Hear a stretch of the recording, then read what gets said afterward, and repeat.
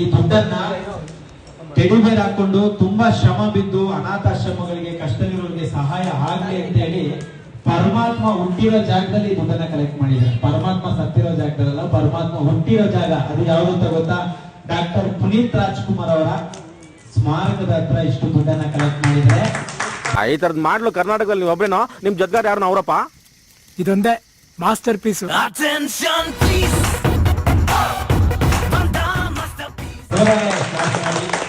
ಅದನ್ನ ಸ್ಮಾರಕ ಅನ್ನೋದಕ್ಕಿಂತ ದೇವಸ್ಥಾನ ಅಂತ ನಾನು ಹೇಳಕ್ ಇಷ್ಟಪಡ್ತೀನಿ. ಇವತ್ತು ಲಕ್ಷಾಂತರ ಜನ ದೇವಸ್ಥಾನಕ್ಕೆ ಬಂದಾಗ ಅಲ್ಲಿ ಬರ್ತಾ ಇದಾರೆ, ಲಕ್ಷಾಂತರ ಜನ ಅರ್ಕೆ ಕಟ್ಕೊಂಡು ಹೋಗ್ತಾ ಇದಾರೆ.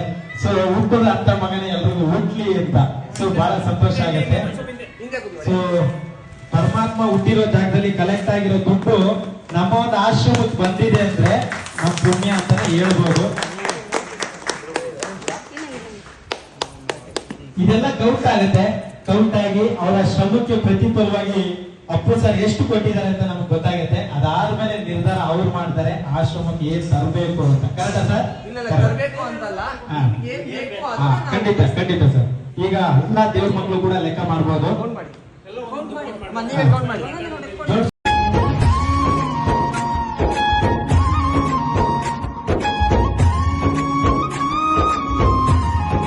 ನಾವು ಮಾಡ್ತಿರೋ ಒಂದು ಕಾರ್ಯಕ್ರಮ ಏನಪ್ಪಾ ಅಂದ್ರೆ ಸರ್, ನಮ್ ಕೈಲಿ ದುಡ್ಡು ಕೊಡಕ್ ಆಗಲ್ಲ ಸರ್.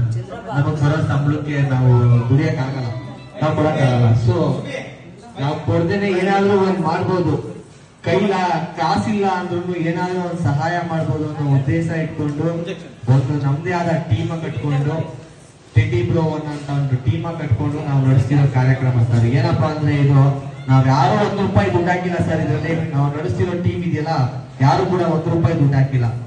ನಾವು ಒಂದು ದಿನ ಏನಪ್ಪಾ ಅಂದ್ರೆ ನಮ್ಗೆ ರಜಾ ಇರುತ್ತೆ, ಆ ರಜಾ ದಿನ ಹೋಗ್ಬಿಟ್ಟು ಎಲ್ಲೋ ಮೋಜು ಮಸ್ತಿ ಮಾಡೋ ಬದಲು ಒಂದು ದಿನದ ಕಾರ್ಯಕ್ರಮ ಇಟ್ಕೋತೀವಿ ಸರ್. ಆ ಒಂದು ದಿನ ಜನಗಳು ಪಬ್ಲಿಕ್ಸ್ ಎಲ್ಲಿದ್ರೆ ಕ್ರೌಡ್ ಏನಿದೆ ಅಲ್ಲಿ ಹೋಗಿ ಜನಗಳನ್ನ ಹೋಗಿ ನಗಿಸಿ ಅವರು ಖುಷಿ ಕೊಡ್ತೀವಿ. ನಾವು ಅಮೌಂಟ್ ಕೇಳ್ತೀವಿ ಸರ್.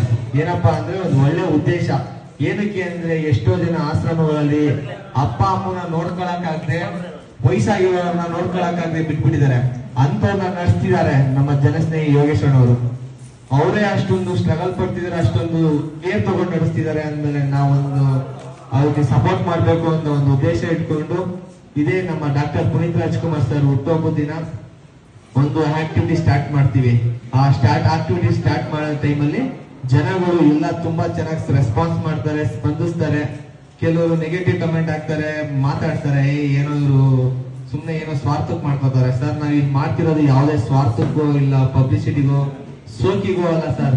ನಾವು ಮಾಡ್ತಿರೋದು ಒಂದು ಆಶ್ರಮದಲ್ಲಿ ಎಷ್ಟೋ ಜನ ಇದ್ದಾರೆ, ಅವರು ವಯಸ್ಸಾದವ್ರಿಗೋಸ್ಕರ ಸಪೋರ್ಟ್ ಮಾಡ್ಲಿಕ್ಕೆ, ಒಂದೊಂದು ಊಟಕ್ಕೆ ಅಂತ ಸಪೋರ್ಟ್ ಮಾಡ್ಲಿಕ್ಕೆ ಮಾಡ್ತಿರೋ ಒಂದು ಕಾರ್ಯಕ್ರಮ. ನಿಮ್ಗೆಲ್ಲ ಖುಷಿ ಆಯ್ತಾ ಸರ್? ನಮ್ ದುಡ್ಡಲ್ಲ ಸರ್, ಇದು ನಿಮ್ ದುಡ್ಡು, ನಿಮ್ಗೋಸ್ಕರ ಕೊಟ್ಟಿರೋ ಜನಗಳ ದುಡ್ಡು ಅಲ್ವಾ? ಖುಷಿ ಅಲ್ವಾ ನಿಮ್ಗೆ? ಜನಸ್ನೇಹಿ ಯೋಗೇಶ್ ಅವರು ಚೆನ್ನಾಗಿ ನೋಡ್ಕೊತಿದ್ರಲ್ವಾ ನಿಮ್ನ? ಯಾವ್ದು ತೊಂದ್ರೆ ಇಲ್ಲ ಅಲ್ವಾ? ಸೊ ಯಾವಾಗಲೂ ಅವರು ಖುಷಿಯಾಗಿರ್ಲಿ. ಯೋಗೇಶ್ ಅವರು ಒಂದು ಒಳ್ಳೆ ಕಾರ್ಯಕ್ರಮ ನಡೆಸ್ತಿದ್ದಾರೆ, ಒಂದು ಆಶ್ರಮ ನಡೆಸ್ತಿದ್ದಾರೆ. ಇದು ಸುಲಭದ ಮಾತಲ್ಲ ನಡ್ಸೋದು. ಮಾಡ್ತೀನಿ, ಹಂಗ್ ಮಾಡ್ಬಿಡ್ತೀನಿ, ಹಿಂಗ್ ಮಾಡ್ತೀನಿ ಅನ್ನೋ ಅವ್ರು ಏನು ಮಾಡಕ್ ಆಗಲ್ಲ. ಆದ್ರೆ ಜನಸ್ನೇಹಿ ಯೋಗೇಶ್ವರ ಅವ್ರು ನಡ್ಸ್ಕೊಂಡು ಹೋಗ್ತಿದ್ದಾರೆ. ಸ್ನೇಹಿತರೆ ನಮಸ್ಕಾರ, ನಾನು ನಿಮ್ಮ ಪ್ರೀತಿಯ ಜನಸ್ನೇಹಿ ಯೋಗೇಶ್. ಟೆಡಿ ಬ್ರೋ 1 ಅಂತ ಹೇಳ್ಬಿಟ್ಟು ಇನ್ಸ್ಟಾಗ್ರಾಮ್, ಯೂಟ್ಯೂಬ್ ಚಾನಲ್ ನಡೆಸ್ತಾ ಇದ್ದಾರೆ. ಬಹಳ ಸಂತೋಷ ಆಗುತ್ತೆ. ವಿಶೇಷವಾಗಿ ಇವರ ಒಂದು ಸಮಾಜಮುಖಿ ಕೆಲಸವನ್ನ ಅಥವಾ ಅವರು ಅಂದ್ರೆ ಅವರು ಯೋಚನೆ ಮಾಡಿರೋ ರೀತಿಯನ್ನ ನೋಡಿ ನನಗೆ ಬಹಳ ಸಂತೋಷ ಆಯ್ತು. ಇವತ್ತಿನ ಕಾಲದಲ್ಲಿ ನಮ್ಮ ಹತ್ರ ಇದ್ರೇನೆ ಅಥವಾ ಕೋಟಿ ನಮ್ಮ ಹತ್ರ ದುಡ್ಡಿದ್ರೆ ಮಾತ್ರನೇ ದಾನ ಮಾಡ್ಬೇಕು ಅಂತ ಏನೂ ಇಲ್ಲ. ನಮ್ಮ ಹತ್ರ ಏನೂ ಇಲ್ಲ ಅಂದ್ರೂ ಯಾವ್ದಾದ್ರು ಒಂದ್ ರೀತಿಯಲ್ಲಿ ಸಹಾಯ ಮಾಡ್ಬೋದು ಅನ್ನೋದಕ್ಕೆ ಈ ಎಲ್ಲ ಯುವಕರು ಕೂಡ ಮಾದರಿ ಅಂತ ಹೇಳ್ಬೋದು. ಇವರು ಕೂಡ ಎಲ್ಲ ಕೆಲ್ಸಕ್ಕೆ ಹೋಗ್ತಾರೆ. 10,000 15,000 ರೂಪಾಯಿ 20,000 ರೂಪಾಯಿ ಸಂಬಳ ಇರ್ಬೋದು, ಅಷ್ಟರಲ್ಲೇ ಜೀವನ ನಡೆಸಬೇಕು, ಮನೆ ಸಂಸಾರ ನಡೆಸಬೇಕು. ಅಂತದ್ರಲ್ಲಿ ನಮ್ ಕೈಲಿ ದುಡ್ಡು ಕೊಡಕ್ ಆಗಲ್ಲ ಅಂದ್ರು ನಮ್ಮಿಂದ ಏನಾದ್ರೂ ಸಹಾಯ ಮಾಡ್ಬೋದಾ ಅಂತ ಒಂದು ಅದ್ಭುತವಾದಂತ ಒಂದು ವೇದಿಕೆಯನ್ನ ಸೃಷ್ಟಿ ಮಾಡಿಕೊಂಡು ಟೆಡಿ ಬೇರಿಂದ ಇವತ್ತು ಎಷ್ಟೋ ಜನರ ಹೊಟ್ಟೆ ತುಂಬಿಸೋ ಪ್ರಯತ್ನವನ್ನ ಮಾಡ್ತಾ ಇದ್ದಾರೆ. ಸಾಕಷ್ಟು ಅನಾಥಾಶ್ರಮಗಳಿಗಾಗಿರ್ಬೋದು ಅವರ ಕೈಲಾದಷ್ಟು ಜನಕ್ಕೆ ಎಷ್ಟು ಎಂಟರ್ಟೈನ್ಮೆಂಟ್ ಕೊಡೋದಕ್ಕಾಗುತ್ತೋ ಅಷ್ಟು ಎಂಟರ್ಟೈನ್ಮೆಂಟ್ ನ ಕೊಟ್ಟು ಅಲ್ಲಿ ಬಂದಂತ ಹಣವನ್ನ ಆಶ್ರಮಗಳಿಗಾಗಿರ್ಬೋದು ಇನ್ನೂ ಅನೇಕ ಜನರು ಕಷ್ಟದಲ್ಲಿರ್ತಕ್ಕಂಥವ್ರಿಗೆ ನೆರವು ನೀಡಬೇಕು ಅನ್ನೋ ಒಂದು ಅದ್ಭುತವಾದಂತಹ ಕಾರ್ಯಕ್ಕೆ ಕೈ ಹಾಕಿದ್ದಾರೆ. ದಯವಿಟ್ಟು ಜೋರಾಗಿ ಒಂದ್ಸತಿ ಕ್ಲಾಸ್ ಮಾಡಿ. ಬಹಳ ಸಂತೋಷ ಆಗುತ್ತೆ. ಇತ್ತೀಚಿನ ದಿನಗಳಲ್ಲಿ ಒಂದು ವಿಡಿಯೋ ವೈರಲ್ ಆಗಿತ್ತು, ನಾವೆಲ್ಲ ನೋಡಿರ್ತೀವಿ, ನೀವು ನೋಡಿರ್ತೀರಾ. ಸೊ ಟೆಡಿ ಬೇರ್ ಹಾಕೊಂಡಿದ್ದಂತ ವ್ಯಕ್ತಿಗೆ ಯಾರೋ ತಲೆ ಮೇಲೆ ಹೊಡೆದ್ರು, ಅವನು ತುಂಬಾ ಅದರಿಂದ ಸಾಕಷ್ಟು ಬೇಜಾರಾಗಿ ಆತರ ಅವ್ರ ಹತ್ರ ಒಂದು ಟೆಡಿ ಬೇರ್ ತಗೊಳಕ್ಕೂ ಕೂಡ ಹಣ ಇರೋದಿಲ್ಲ. ಸೊ ಅಂತ ಒಂದು ವಿಡಿಯೋ ನಾನು ನೋಡಿದ್ದೆ. ಬಟ್ ಎಲ್ಲೋ ಒಂದ್ ಕಡೆ ಇದ್ರೊಳಗಡೆ ಇರುವಂತ ವ್ಯಕ್ತಿಗೆ ಎಷ್ಟು ನೋವಿರುತ್ತೆ ಅನ್ನೋದು ಅದನ್ನ ಅನುಭವಿಸಿದವ್ರಿಗೆ ಅಷ್ಟೇ ಗೊತ್ತಿರುತ್ತೆ. ದಯಮಾಡಿ ಯಾರು ಕೂಡ ಇದನ್ನ ತಮಾಷೆಯಾಗಿ ತಗೊಳ್ಳದೆ ಎಲ್ಲರೂ ಕೂಡ ಒಂದು ಒಳ್ಳೆ ಕೆಲಸಕ್ಕೆ ಈ ರೀತಿ ಸಪೋರ್ಟ್ ಮಾಡ್ತಿದ್ದಾರೆ. ದಯವಿಟ್ಟು ನೀವು ಕೂಡ ಇವರ ಪೇಜ್ ಅನ್ನ ಫಾಲೋ ಮಾಡಿ, ಸಪೋರ್ಟ್ ಮಾಡಿ. ನಿಮ್ ಕೈ ಸಹಾಯ ಮಾಡಕ್ಕಾಗಿಲ್ಲ ಅಂದ್ರೆ ಏನು ಬೇಜಾರಿಲ್ಲ, ಮಾತ್ರ ತೊಂದರೆ ಮಾತ್ರ ಕೊಡಕ್ ಹೋಗ್ಬೇಡಿ. ಈ ರೀತಿ ಸಾಕಷ್ಟು ಜನ ಏನಾದ್ರೂ ಎಂಟರ್ಟೈನ್ ಮಾಡ್ಬೇಕು, ನಮ್ ಜನನ ನಗಿಸ್ಬೇಕು, ಕಷ್ಟದಲ್ಲಿರೋರಿಗೆ ಸಹಾಯ ಮಾಡ್ಬೇಕು ಅಂತ ಮುಂದೆ ಬರುವಂತವ್ರಿಗೆ ಎಂಕರೇಜ್ ಮಾಡಿ ಅಂತ ಹೇಳಕ್ ಇಷ್ಟಪಡ್ತೀನಿ. ಮೊದಲನೇದಾಗಿ ಇವತ್ತು ನಮ್ಮ ಆಶ್ರಮಕ್ಕೆ ಬಂದಿದ್ದಕ್ಕೆ ನಿಮ್ಮೆಲ್ರಿಗೂ ಕೂಡ ಹೃದಯಪೂರ್ವಕವಾಗಿ ಧನ್ಯವಾದಗಳು. ಒಂದು ಮಾತು ಹೇಳ್ಬೋದು, ನಾನು ನಮ್ಮ ಆಶ್ರಮನ ಯಾಕೆ ಆಯ್ಕೆ ಮಾಡ್ಕೊಂಡ್ರಿ, ಜೊತೆಗೆ ನಮ್ಮ ಆಶ್ರಮ ಹೇಗಿದೆ ನೀವು ನೋಡಿದ್ದು, ಈಗ ವಿಡಿಯೋದಲ್ಲಿ ನೋಡೋದು ಲೈವ್ ಅಲ್ಲಿ ನೋಡೋದಕ್ಕೂ ಅಜಗಜಾಂತರ ವ್ಯತ್ಯಾಸಗಳಿದೆ. ಈಗ ಟೆಡಿ ಬೇರ್ ಹೊರಗಡೆಯಿಂದ ನೋಡೋಕೆ ಸಾಕಷ್ಟು ಸುಂದರವಾಗಿ ಕಾಣುತ್ತೆ, ಒಳಗಡೆ ಎಷ್ಟು ನೋವಿದೆ, ಎಷ್ಟು ಸೆಕೆ ಆಗ್ತಿದೆ ಅಂತ ಒಳಗಡೆ ಇರೋ ವ್ಯಕ್ತಿಗೆ ಮಾತ್ರ ಗೊತ್ತು. ಕರೆಕ್ಟ್ ಅಲ್ವಾ ಸರ್? ಟ್ರೂ ಇದು. ಆದ್ರೆ ಹೊರಗಡೆ ಇರೋನ್ ಏನ್ ಅನ್ಕೋತಾನೆ, ಎಂಟರ್ಟೈನ್ ಮಾಡ್ತಾನೆ, ನಗ್ತಾನೆ, ಖುಷಿ ಪಡ್ತಾನೆ, ಅಥವಾ ಆತನ ಇರ್ತಕ್ಕಂಥ ನೋವೆಲ್ಲ ಒಂದ್ 10 ನಿಮಿಷ ಮರಿಲೂಬಹುದು. ಆದ್ರೆ ಈ ಒಳಗಡೆ ಇರೋಂತ ವ್ಯಕ್ತಿ ಕಷ್ಟ ಪಡ್ತಿರ್ತಾನೆ ನಮ್ಮನ್ನ ನಗ್ಸೋದಕ್ಕೋಸ್ಕರ. ಸೊ ಅಂತವ್ರಿಗೆ ನಾವ್ ಯಾವತ್ತೂ ಅವಮಾನ ಮಾಡಬಾರ್ದು, ಸಾಧ್ಯವಾದ್ರೆ ಸಪೋರ್ಟ್ ಮಾಡ್ಬೇಕು. ನಮ್ಮ ಆಶ್ರಮ ಹೇಗಿದೆ ಸರ್? ತುಂಬಾ ಚೆನ್ನಾಗಿದೆ ಸರ್. ನಾವೇನೋ ಎಕ್ಸ್ಪೆಕ್ಟೇಷನ್ ಇಟ್ಕೊಂಡು ಬಂದಿದ್ದು, ಏನಪ್ಪಾ ಅಂದ್ರೆ ಕಮ್ಮಿ ಜನ ಇರ್ತಾರೆ ಅಂತ ನಮ್ಮ ಎಕ್ಸ್ಪೆಕ್ಟೇಷನ್. ಬಟ್ ಇಲ್ಲಿ ನೋಡಿದ್ರೆ, ಇಲ್ಲಿ ಒಬ್ಬೊಬ್ಬರು ನೋಡ್ತಿದ್ರೆ ತುಂಬಾ ಭಯ ಆಗುತ್ತೆ. ನೀವ್ ಹೇಗ್ ನೋಡ್ಕೋತಿದ್ದೀರಾ ಅನ್ನೋ ಭಯ ಫೀಲ್ ಬರುತ್ತೆ. ನಾವು ಏನೋ ಎಂಟರ್ಟೈನ್ಮೆಂಟ್ ಕೊಟ್ಬಿಟ್ಟು ಒಂದು ಖುಷಿ ಕೊಡೋಣ ಅಂತ ಬಂದಿತ್ತು. ಬಟ್ ನೀವು ಪ್ರತಿಯೊಬ್ಬರನ್ನು ನೋಡ್ಕೋತಿರೋ ರೀತಿ ನೋಡಿದ್ರೆ ನಮ್ಗೆ ತುಂಬಾ ಭಯ ಆಗುತ್ತೆ.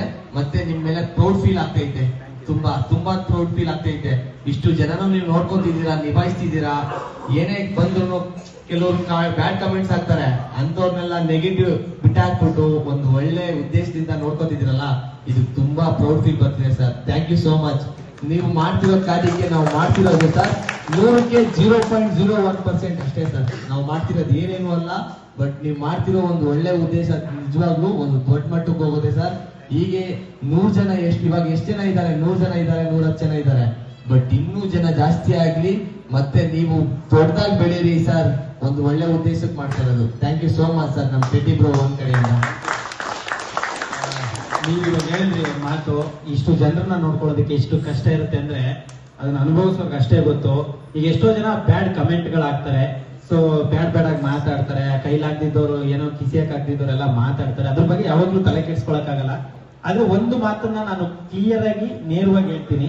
ಇವತ್ತು ನಮ್ಗೆ ಬೇಸಿಗೆ ಇವಾಗ ಅಲ್ವಾ ಸರ್? ಈ ಬೇಸಿಗೆಲಿ ಸೂರ್ಯನ್ ನೋಡಿದಾಗ ನೀವ್ ಹೆಂಗ್ ಬೇಕು ಅಂತ ಹೇಳಿ, ಏನಪ್ಪಾ ಈ ಸೂರ್ಯ ಇಷ್ಟೊಂದು ಉರಿತಾ ಇದ್ದಾನೆ, ನಮ್ ತಡ್ಕೊಳಕ್ ಆಗ್ತಾ ಇಲ್ಲ, ಇಷ್ಟು ಬಿಸಿಲು ಅಂತ ಸೂರ್ಯನ ಬೈಕೊಳ್ತೀವಿ.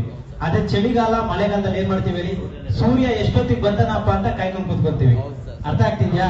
ಸೊ ಇಷ್ಟೇ ಜೀವನ ಸರ್. ಮಾತಾಡೋರ್ ಬಗ್ಗೆ ಎಲ್ಲ ತಲೆ ಕೆಡ್ಸ್ಕೊಳ್ಳೋ ಇದೇ ಇಲ್ಲ ಸರ್. ಜೀವನದಲ್ಲಿ ನಾವೇನಾದ್ರೂ ಒಂದ್ ಮಾಡ್ತೀವಿ ಅಂದಾಗ ಕೈ ಬೆಂತಟ್ಟೋರ್ಗಿಂತ ಕಾಲಿಡೋರ ಜಾಸ್ತಿ. ಅದ್ರ ಬಗ್ಗೆ ತಲೆ ಕೆಡ್ಸ್ಕೋಬಾರ್ದು. ನೀವು ಇವತ್ತೇನು ಎಂಟರ್ಟೈನ್ಮೆಂಟ್ ಮಾಡ್ತಾ ಇದ್ರ, ನಿಮ್ಗೂ ಕೂಡ ಎಷ್ಟೋ ಜನ ಅಂದಿರ್ತಾರೆ ಮಾಡಕ್ ಕೆಲ್ಸ ಇಲ್ಲ, 15-20 ಸಾವಿರ ರೂಪಾಯಿ ಸಂಬಳ ತಗೊಂತಾರೆ, ಈ ಸೋಕಿ ಬೇರೆ ತಿರುಪತಿ ಸೋಕಿ ನನ್ನ ಮಕ್ಕಳಿಗೆ. ಕರೆಕ್ಟಾ ಸರ್? ಈಗ ಅಂದಿರ್ತಾರೆ. ಆದ್ರೆ ಅಂತವ್ರ ಬಗ್ಗೆ ನೀವು ತಲೆ ಕೆಡ್ಸ್ಕೋಬೇಡಿ. ಹಂಗ ಅನ್ನೋರೆಲ್ಲ ಅಲ್ಲೇ ಇರ್ತಾರೆ ಮನೇಲೆ.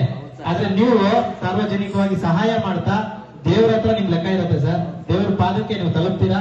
ಸೊ ಇದೇ ರೀತಿ ನಿಮ್ ಕಾರ್ಯವನ್ನ ಮುಂದುವರಿಸಿ, ಭಗವಂತ ನಿಮ್ಗೆ ಆಶೀರ್ವಾದ ಮಾಡ್ಲಿ. ಇವತ್ತು ಇಷ್ಟು ಚಿಕ್ಕ ಮಟ್ಟದಲ್ಲಿ ಶುರು ಮಾಡಿದಿರಾ, ಇದೇ ದೊಡ್ಡ ಮಟ್ಟದಲ್ಲಿ ಬೆಳೆದು ನಿಮ್ದು ಒಂದು ಸಂಸ್ಥೆಯಾಗಿ 4 ಜನಕ್ಕೆ ಸಹಾಯ ಮಾಡುವಂತ ಶಕ್ತಿ ನಿಮ್ಗೆ ಆ ದೇವ್ರು ಕರುಣಿಸ್ಲಿ ಅಂತ ಮನಸ್ಫೂರ್ತಿಯಾಗಿ ಕೊಡ್ಕೊಳ್ತೀನಿ ನಾನು. ಇಷ್ಟ ಮಾತ್ರ ಹೇಳ್ಬೋದು. ಇವತ್ತು ನಮ್ಮ ಸಮಾಜದಲ್ಲಿ ಒಳ್ಳೇದ್ ಮಾಡಕ್ ಆಗಿಲ್ಲ ಅಂದ್ರೂ ಕೆಟ್ಟದ್ ಮಾತಾಡೋರ್ ಸಂಖ್ಯೆ ಅಂತೂ ಕಮ್ಮಿ ಆಗಿಲ್ಲ, ಕಮ್ಮಿ ಆಗೋದು ಇಲ್ಲ. ಅದ್ರ ಬಗ್ಗೆ ನೀವು ತಲೆ ಕೆಡಿಸ್ಕೊಳ್ಳೋದು ಬೇಡ. ನೀವು ಅದೇನೋ ಒಂದು ಕಾರ್ಯ ಹೆಜ್ಜೆ ಇಟ್ಟಿದ್ದೀರಲ್ಲ, ಈ ಹೆಜ್ಜೆಗೆ ಸಾಕಷ್ಟು ಜನ, ನೀವ್ ಯಾರು ದೇವ್ರು ನೋಡಿದೀರಾ? ದೇವ್ರು ನೋಡಿಲ್ವಾ?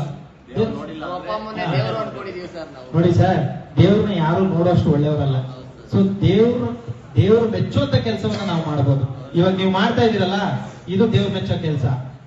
ಇದೇ ದುಡ್ಡು ಹೋಗಿ ನೀವು ಅಭಿಷೇಕ, ಅಲಂಕಾರ, ತುಪ್ಪದ ಅಲಂಕಾರ, ಮತ್ತೊಂದು ಏನೋ ಮಾಡ್ಬೋದು. ಅದ್ಯಾವುದು ನಿಮ್ಗೆ ತೃಪ್ತಿ ಕೊಡುವಂತದ್ದಲ್ಲ, ನೆಮ್ಮದಿ ಕೊಡುವಂತದ್ದಲ್ಲ. ಅಸ್ತಿರೋರ್ಗೆ ಯಾವತ್ತು ಹೊತ್ತು ತನ್ನ ಕೊಡ್ತೀರಾ ನೋಡಿ, ಅದು ಭಗವಂತನ ಹತ್ರ ಲೆಕ್ಕ ಇರುತ್ತೆ. ಭಗವಂತನಿಗೆ ನೈವೇದ್ಯ ಮಾಡ್ದಂಗೆ, ಭಗವಂತನಿಗೆ ಹೊಟ್ಟೆ ತುಂಬ ಊಟ ತಿನ್ನಿಸ್ದಂಗೆ. ಅರ್ಥ ಮಾಡ್ಕೊಳ್ಳಿ ಸರ್. ಇಷ್ಟೇ ನಾನು ನಂಬಿರೋದು. ಎಲ್ಲ ದೇವ್ರ ಮಕ್ಕಳ ಆಶೀರ್ವಾದ ಸಿಗ್ಲಿ, ಭಗವಂತ ಆಯುಷು ಆರೋಗ್ಯ ಕೊಡ್ಲಿ. ಇದೇ ರೀತಿ ಒಳ್ಳೊಳ್ಳೆ ಕೆಲಸ ಮಾಡೋದಕ್ಕೆ ನಿಮ್ಗೆ ಐಡಿಯಾಗಳು ಬರ್ಲಿ, ಭಗವಂತ ನಿಮ್ಗೆ ಐಡಿಯಾಗಳನ್ನ ಕೊಡ್ತಾ ಇರ್ಲಿ. ಸೊ ಒಂದೇ ತರ ಇಲ್ಲದೆ ಇನ್ನೂ ಡಿಫ್ರೆಂಟ್ ಆಗಿ ಏನಾದ್ರು ಯೋಚನೆ ಮಾಡೋ ತರ ನಿಮ್ಗೆ ಐಡಿಯಾಗಳನ್ನ ಭಗವಂತ ಕಲಿಸ್ಲಿ. ಒಳ್ಳೇದಾಗ್ಲಿ ಸರ್. ನಮಸ್ಕಾರ. Thank you